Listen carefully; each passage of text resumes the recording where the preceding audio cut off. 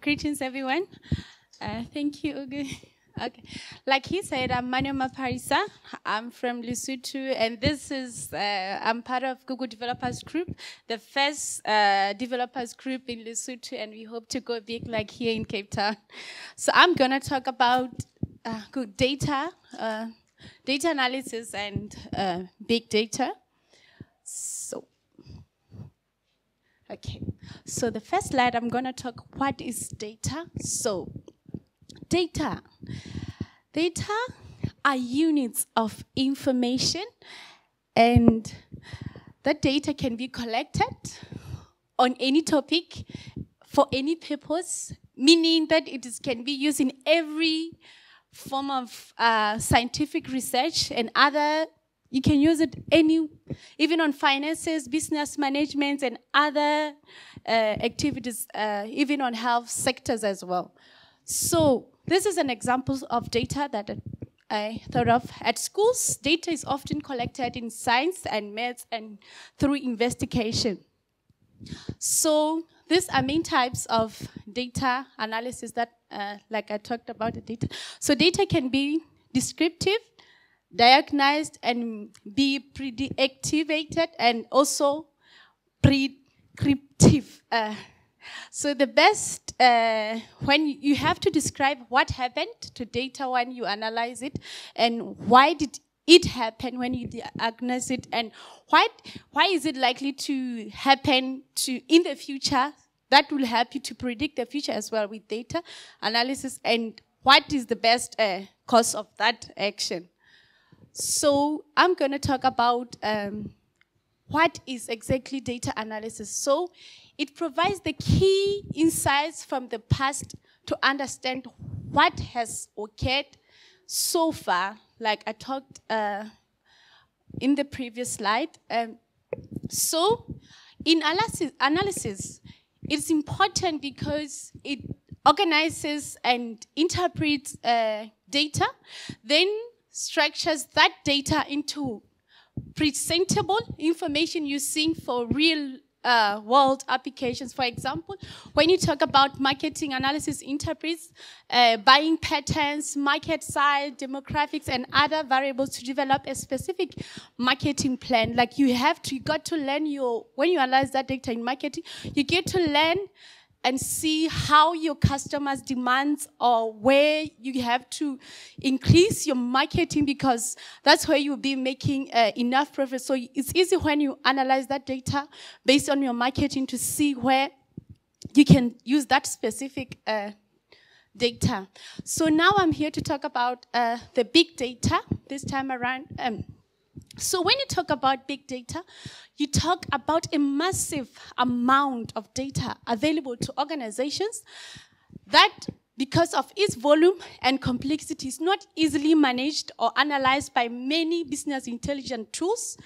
Tools for big data can help with the volume of the data collected, at which that data becomes available to an organization analysis, and the complexity of varieties of that data. So when we have an overview on this big data, a big data is made imaged, so it computing models with ability to store and manage it. So centralizing or distributing computing system provide access to big data, and centralized computing means that the data is stored on a central computer and processed by computing platforms like BigQuery. I'll explain the BigQuery in the next slide. So we are still in the overview. So distributed computing means big data is stored and processed on different computers which communicate over a network. A set software framework like HoopCon makes it possible to store the data and run application process. So there are benefits to using centralized complexity and analyzing big data where it lives, rather than extracting it for analysis from distributed system. Insights are into daily workflows. When big data is housed in one place and analyzed by one platform. So these are the characteristics of big data. Big data is different from typical data assets because of its volume and complexity and need for advanced business intelligence tools to process and analyze it. The attributes that define big data are volume, variety, velocity, and variability. These big data attributes are commonly referred to as 4 Vs. As you can see, these are the characters, that is the 4 Vs that I just talked about. So in volume, data at reset, as you can see, and then in velocity, data in motion, and varieties, data in many forms, and veracity, data in doubt. There's a video that will demonstrate the big data in the next slides. So we want to know, why is big data important? Data can be a company's most valuable asset. Using big data to reveal insights can help understand the areas that affect your business, from market conditions and customer purchasing behaviors to your business process. This understanding help drive impactful decision making. So this is an example that of big data, like social media, YouTube. YouTube has 500 terabytes of new data during comments, uploading videos, uploading photos, message exchanges. And these are other examples. Applications, you can use big data in manufacturing, government, Internet of Things, healthcare, and media entertainment. So there's tools for big data. BigQuery. BigQuery, Google Cloud's fully managed and serverless enterprise data warehouse solution, is designed to help make and stay competitive because there's no infrastructure to set up or manage. You can jumpstart data analysis cost effectively and accelerate your digital information journey with ease. Other big data solutions from Google Cloud can enable you to build context-rich application, incorporate machine intelligence, and turn data into actionable insights. BigQuery is serverless, highly scalable, and cost-effective multi-cloud data warehouse designed for a business agility. And then you talk about Locker. It's an enterprise platform for business intelligence, data application, and embedded analytics. And there's also Google Cloud, cloud storage in big data, where object storage for companies of all size and storage any amount of data retrieved as you'd like, and data lake modernization. Google Cloud's Lake allows you to securely cost and effectively ingest and store, analyze volumes of diverse and full data. So when you talk about smart analytics, Google Cloud's fully managed and serverless analytics platform empowers your business to eliminating constraints of scale, performance, and cost. So this is a picture to show the process through how data flow. As you can see from the first, is where you trigger it, either your mobile phone or any device. There's internet, data where you store data, and there's Internet of Things. And then you ingest data. There's a pub or sub, and then there's where you enrich the data, and you can use SDK, data flow. You go to BigQuery that you have already talked about, where you analyze the data, and there's a big table, and then you go to activate, where you activate your data. There's data studio, party, and then the data goes back to you. As you can see, the arrow goes back to the device that you are using as an individual. So this is the video to demonstrate big data. The sound. Photos, videos, searches, and music. Approximately 40 exabytes of data gets generated every month. by a single smartphone user.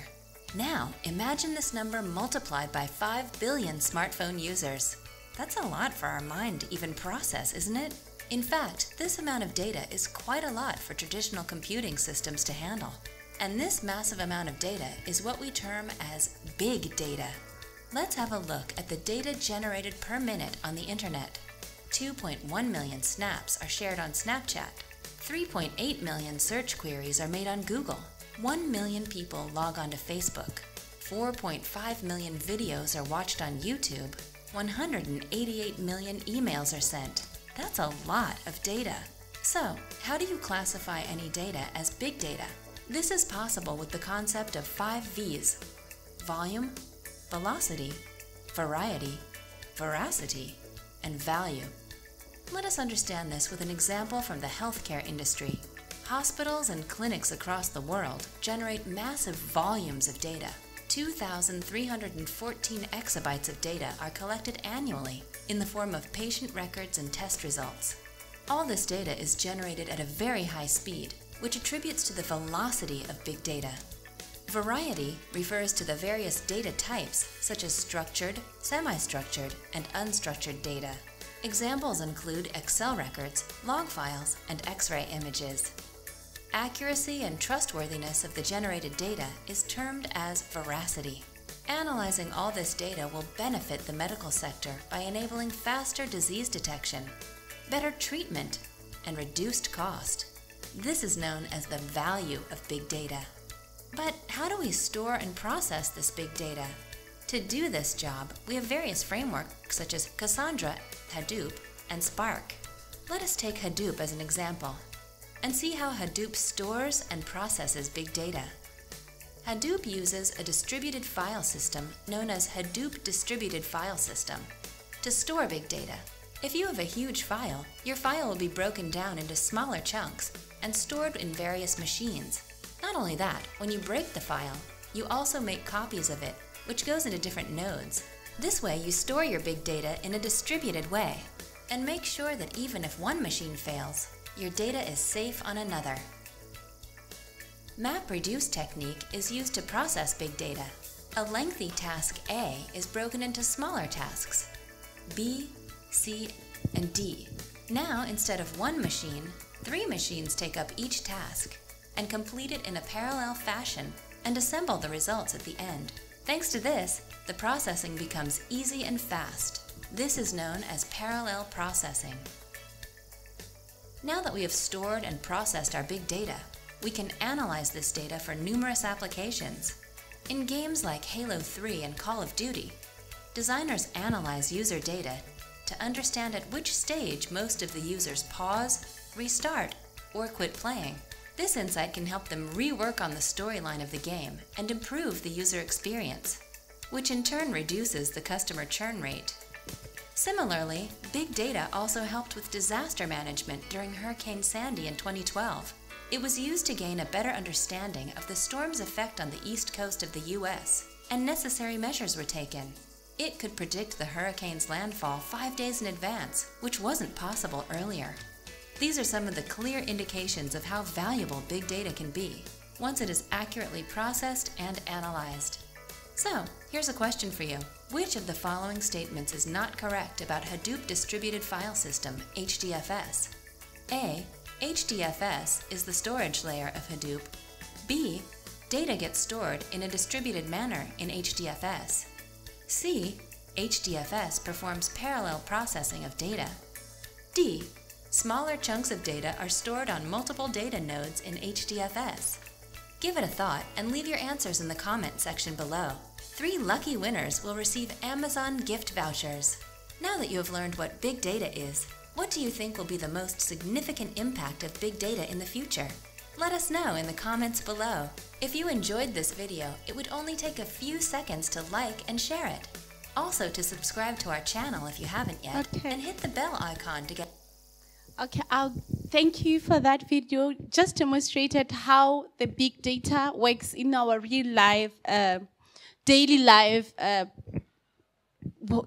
problems or organizations or your real life devices. So as you talk about the real-time analytics, you gain a competitive advantage by responding to business events in real time with driven analysis and build-in capability automatically ingest streaming data and make immediately available. This allows you to stay agile and make business decisions based on the freshest data and allow data flow to enable fast, simplified streaming data comprehensive solutions. So big data is very important to our daily lives, and it helps us to solve our problems in ease because you know and you can see with a real life how data has the past with the future.